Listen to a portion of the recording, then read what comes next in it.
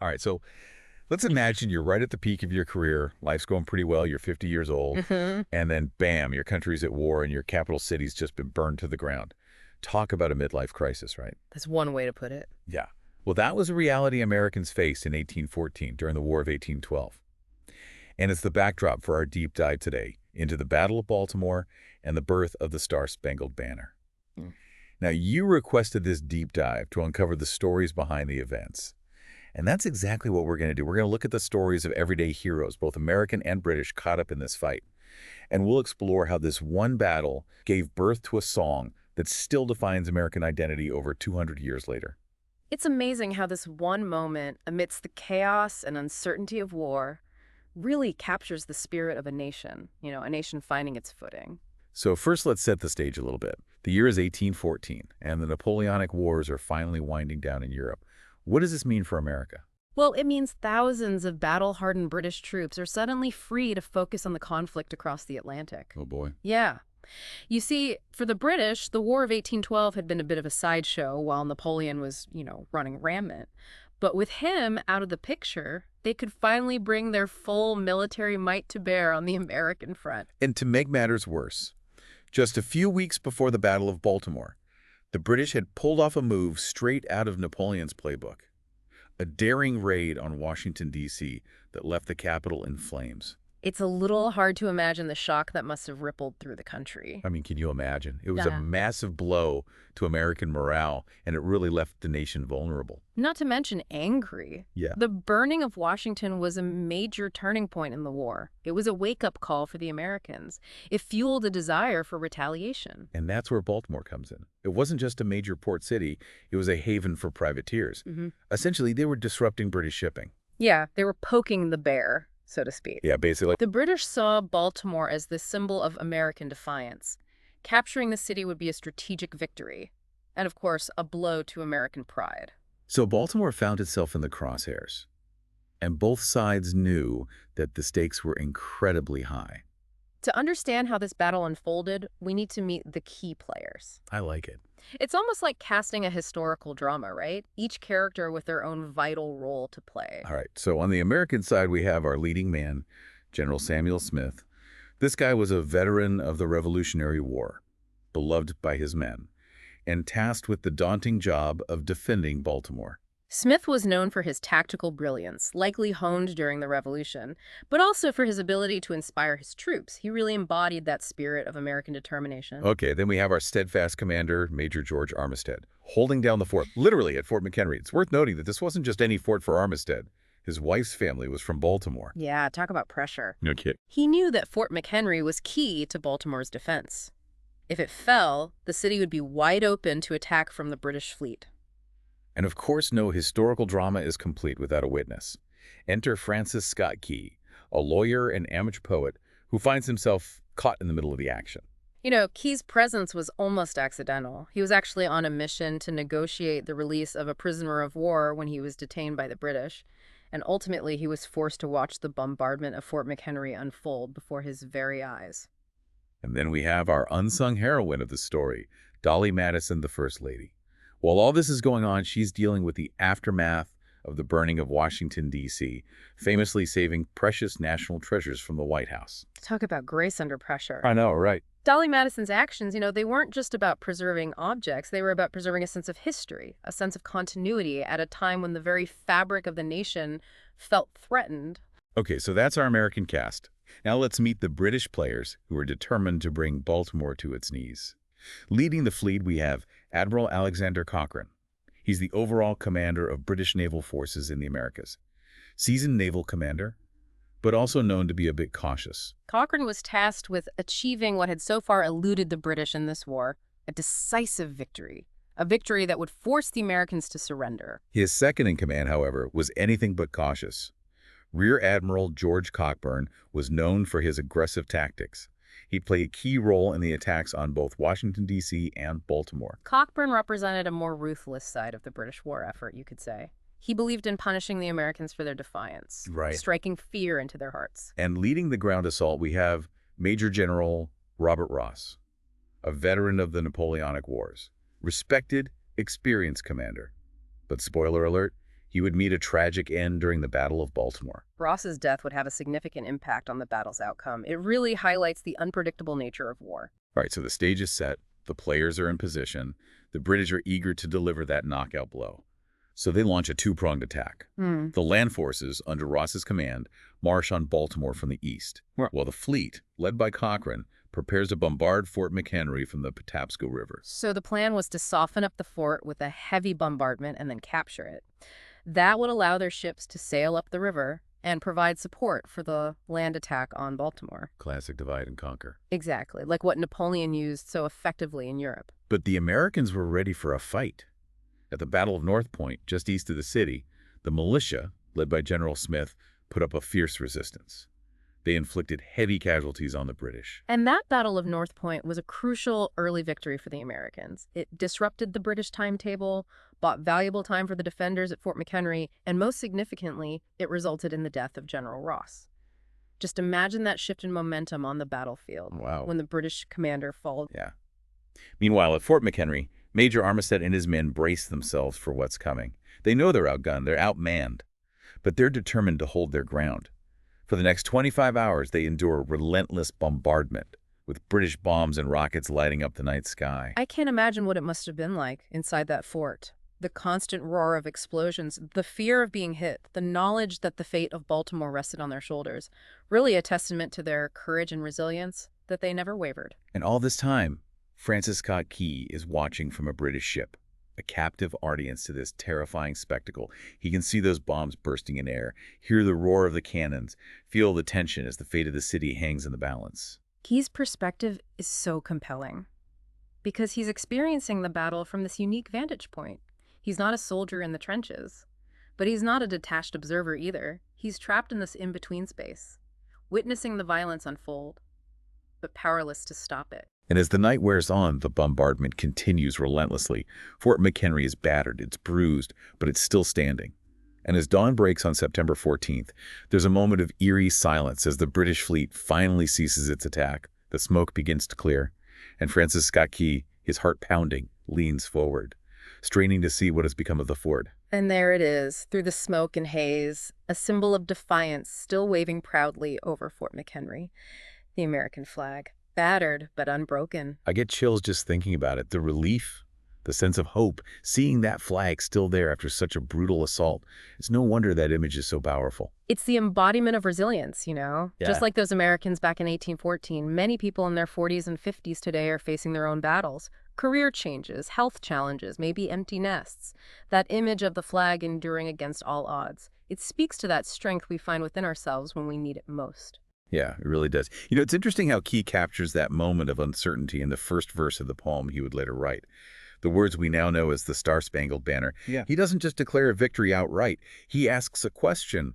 Oh, say, can you see by the dawn's early light? It's almost as if he can't believe his eyes. After a night of darkness and bombardment, he's searching for that glimmer of hope. Confirmation that the fort, and by extension the nation, has survived. He's not just describing the scene. He's reliving it.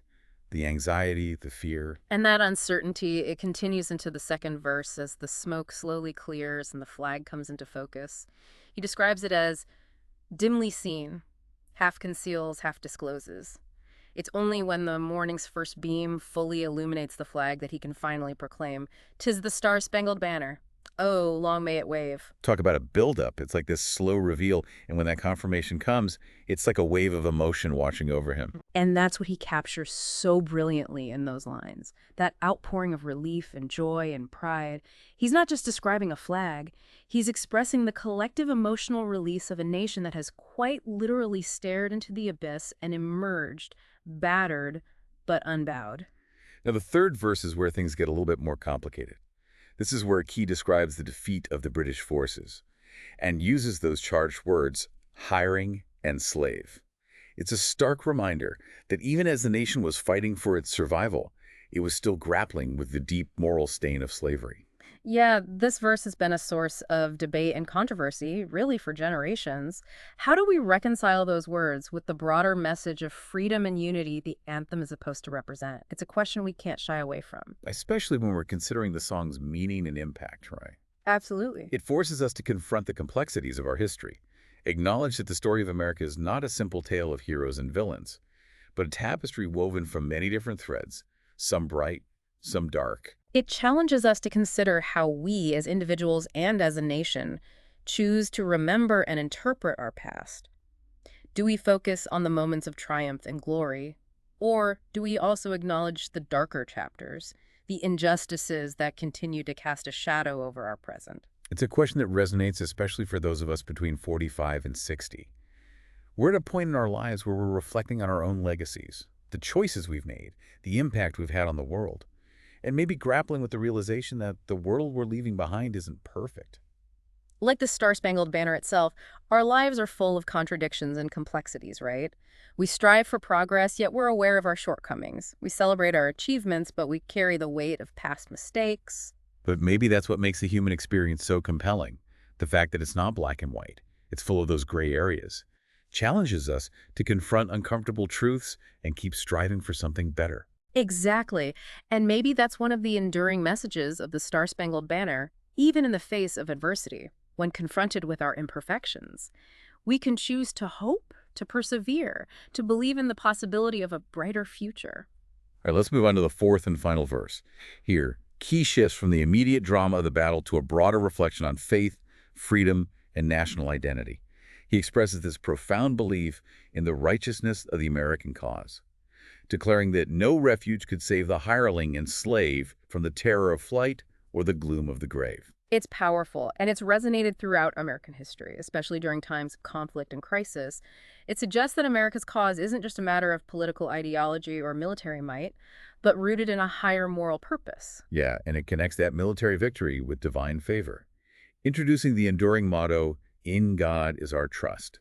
It's a theme that's still debated today, especially as we consider the role of religion in public life. It's fascinating how a song born out of a single battle, witnessed by one man, could become so deeply intertwined with the nation's story, reflecting not just moments of triumph, but also the enduring tensions and debates that shaped American identity. Okay, so we've gone verse by verse. But what does it all mean? Why does the Star-Spangled Banner still hold such power over 200 years later? I think it speaks to something deep within the American psyche, this idea that we're a nation forged in adversity, a people who have overcome incredible challenges to achieve freedom and independence, a reminder of our resilience, our determination, and our unwavering belief in the ideals this nation represents. But it's also more than just a patriotic song, right? It's absolutely. It's a challenge, a reminder that the work of building a more perfect union is never truly finished. It compels us to confront the complexities of our history, to acknowledge the injustices of the past, and to keep striving for a future where all Americans can truly experience the blessings of liberty. And that's the beauty of this song, and of history itself. It's not just about looking back, it's about understanding how the past shapes our present and informs our future, recognizing that the story of America is still being written, and that we all have a role to play in shaping its next chapter. Okay, so we've explored the historical context, the key players, the drama of the battle itself, and the enduring legacy of the Star-Spangled Banner. But before we wrap up this deep dive, let's take a moment to consider the personal stories, the human drama behind these events. What about the individuals, both American and British, who were caught in the crossfire of war? Their stories often get overshadowed by the larger narrative, but they offer a unique and often poignant perspective on the human cost of conflict. Absolutely. Remember Dr. William Beanes, the civilian physician who was captured by the British after they burned Washington? He was the reason Francis Scott Key was on that British ship in the first place, trying to negotiate his release. Right. It's amazing how these seemingly small, personal events can have such a profound impact on history. It really highlights the ripple effect of choices and actions, doesn't it? And how interconnected our lives really are. And speaking of individual choices, let's consider the story of Major General Robert Ross, the British commander we talked about earlier. He led the attack on Washington, D.C., and met his end at the Battle of North Point. It's easy to portray him as the villain in this story. But he was also a husband, a father, a soldier simply following orders. His death was a turning point in the battle, of course. But more importantly, his story reminds us that even in war, there are human faces on both sides of the conflict. Individuals with their own families, their own beliefs, their own sense of right and wrong. It's a reminder that history isn't black and white, but a tapestry woven from countless shades of gray. And what about the countless stories of the ordinary soldiers, both American and British, who fought and died in these battles? Farmers, shopkeepers, teachers, young men thrust into the chaos and brutality of war. Their stories often go untold. But they're no less important. Right. They remind us that war is not just some game of strategy and tactics, but a deeply human experience, filled with sacrifice, courage, and loss. And the civilians. Imagine the fear and uncertainty of those living in Baltimore and Washington, D.C. during those tumultuous days. Their homes and livelihoods were at stake, and they had no way of knowing how the conflict would unfold or what the future held. It's a reminder that history is not just about dates and battles, but about the lived experiences of real people, the emotions they felt, the choices they made, and the legacies they left behind. These personal stories, these moments of human drama, they bring history to life in a way that facts and figures alone just can't. They help us connect with the past on a more emotional level and appreciate the complexities and nuances of these historical events. Absolutely. They remind us that even in the midst of great events, it's the human stories that truly matter. Okay, so we've talked about the impact on the individuals involved. But what about the bigger picture? How did the Battle of Baltimore shape the course of the War of 1812? Did it have a lasting impact on the relationship between the United States and Great Britain? Well, the Battle of Baltimore, while not a decisive victory in terms of territory gained or lost, really had a profound psychological impact on both sides of the conflict. For the Americans, it was a much-needed morale boost after the humiliation of the burning of Washington, D.C. Right, it showed they could stand up to the might of the British Empire, Yeah. defend their territory. It was a moment that really solidified their sense of national unity and purpose, a turning point in the war, Yeah, reinvigorated their fight for independence. exactly. And for the British, the failure to capture Baltimore, coupled with the loss of General Ross, made them realize that this war wasn't going to be a walk in the park. Conquering the United States was going to be a much tougher and costlier undertaking than they'd anticipated. So it contributed to this growing weariness on both sides, right? Yeah. Paving the way for the peace negotiations that would finally end the War of 1812 a few months later. And in the long run, the Battle of Baltimore, intertwined with this Star-Spangled Banner, played a role in shaping the relationship between the two nations. It became part of the American narrative of resilience and independence, while also demonstrating to the British that this young nation was a force to be reckoned with.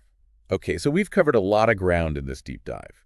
We've explored the historical context, the key players, the drama of the battle itself, the birth of the Star-Spangled Banner, and its complex legacy. But before we wrap up, I want to leave you with a thought, something to ponder. Okay, I'm intrigued. So we've talked about the Star-Spangled Banner as a symbol of American unity and pride. But it's important to remember that the nation it represents has always been a work in progress, a tapestry woven from diverse experiences and perspectives, often marked by conflict and struggle. Like a family, really. We share a common history, but we also have our disagreements, our different perspectives, our own individual journeys that make us who we are. So the challenge for us today, just like those Americans back in 1814, is to grapple with that complexity, to acknowledge the imperfections of our past, and continue striving towards a more just and equitable future for all Americans. It's about finding unity, not in blind allegiance, but in our shared commitment to making this nation live up to its highest ideals. And to remember that the Star-Spangled Banner, like the nation it represents, can hold multiple meanings and evoke a range of emotions. It can be a source of inspiration, a call for unity, a reminder of past injustices, a catalyst for ongoing dialogue and debate about what it truly means to be American. All right, so as we move into the final part of this deep dive, let's shift gears a bit. Explore another layer of this story. You know, in preparing for this, I came across some accounts of the battle that I found particularly fascinating. They weren't about generals or politicians, but about ordinary people, people whose lives were changed by those events. Shopkeepers, teachers, mothers, children, caught in the crossfire, their stories often lost in the grand narratives of war. You know, that's a perspective we often miss. We get so focused on the battles and the political maneuvering that we forget about the human cost, the impact on everyday lives. Exactly. So let's delve into some of those personal stories. Glimpses into the lives of those who lived through the Battle of Baltimore. Their experiences offer a powerful reminder that history isn't just about dates and battles, but about the human stories, the moments of courage, resilience, and lies that shape our understanding of the past. So I came across this diary entry from a young woman named Sarah. She lived just outside Baltimore. Imagine you're in your 20s and the war feels far away, a story you read in the newspapers. And then suddenly it's on your doorstep. Sarah writes about the fear that gripped her community as news spread of the British approaching, the sleepless nights listening for the rumble of cannons in the distance. It's like that feeling when a storm's brewing, isn't it? That sense of unease, anticipation. You know something's coming, but you can't stop it. Just gotta wait and see what happens. Exactly. Sarah's story, it wasn't unique. Countless families fled Baltimore, seeking refuge in the countryside, leaving behind their homes, their livelihoods. Can you imagine the heartbreak? I know. Having to abandon everything you know, not knowing if you'll ever be able to return? It's a reminder that the impact of war extends far beyond the battlefield. Absolutely. Touching the lives of people who never even see combat. These stories of displacement, Mm. they're often overlooked. But they're a crucial part of understanding the true cost of conflict. Right. It's not just about the soldiers who fight and die. It's about the families torn apart, the communities shattered, the psychological scars that linger long after the guns fall silent. And it's not just about physical displacement either, is it? No, not at all. Imagine the emotional turmoil, the fear for loved ones on the front lines, the worry about what each new day might bring. Living in a perpetual state of anxiety, never knowing what news might come next. War is not just a physical battle, it's a psychological one too. Takes a toll on everyone. It's easy to romanticize historical events sometimes. We see them through this lens of time and distance. But these personal accounts bring the Battle of Baltimore to life. They remind us that behind the grand narratives of victory and defeat, there were real people. People whose lives were forever changed by what happened in September 1814. And that's why it's so important to preserve these stories, to make sure that those voices, those who experience these events firsthand, aren't lost to history. It's their stories that help us connect with the past, understand the complexities of war, appreciate the resilience of the human spirit. Okay, so we've explored the personal stories, but I want to go back to the Star-Spangled Banner itself. We talked about its legacy, its power. But what about the music? How did a poem scribbled on the back of an envelope become one of the most recognizable melodies in the world? That's where the story gets really interesting. Key's poem was set to the tune of a popular British drinking song called To Anacreon in Heaven. No way. Yeah, So a song celebrating American victory over the British, set to a British tune. exactly. It shows how interconnected cultures are, even in conflict. This exchange of ideas, these influences that go beyond national boundaries. And it shows how symbols can evolve, take on new meanings over time. The original melody might have been about celebration, good times, but with Key's words, it became something different. This anthem of national pride and resilience. It's a tune that really gets under your skin, you know? It does. Whether you're at a baseball game or a presidential inauguration, it evokes this visceral response, stirs up emotions, connects us to something larger than ourselves. There's a reason it's been adopted by so many countries. It taps into that universal desire for freedom, for self-determination, the triumph of the human spirit over adversity. Okay, so as we wrap up our deep dive, let's take a moment to reflect on what we've learned. We started by setting the stage, right? Exploring the War of 1812 and the events that led to the Battle of Baltimore. We met the key players on both sides and witnessed the drama of the battle itself, a pivotal moment in American history. We explored the Star-Spangled Banner, unpacked its lyrics, its meaning, acknowledged the complexities and controversies that surround it, and we took a closer look at the human stories, the personal experiences of those whose lives were changed forever by those events. It's been quite a journey, from the grand narratives of war and nation building to the intimate details of individual lives. We've uncovered layers of history that often go untold, and we're reminded that the past isn't static. It's a living story, one that continues to shape our world today. And I hope our listeners have gained a new appreciation for the Star-Spangled Banner, for the events that inspired it. It's more than just a song. It's a reflection of who we are as a nation, a reminder of our shared history, and a challenge to keep striving for a more perfect union. And let's not forget those everyday heroes of the past, those who faced their own battles with incredible courage and resilience.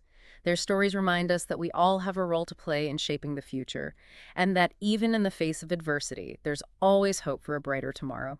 Thanks for joining us for this deep dive into the Battle of Baltimore and the legacy of the Star-Spangled Banner. We'll see you next time for another exploration of history's untold stories.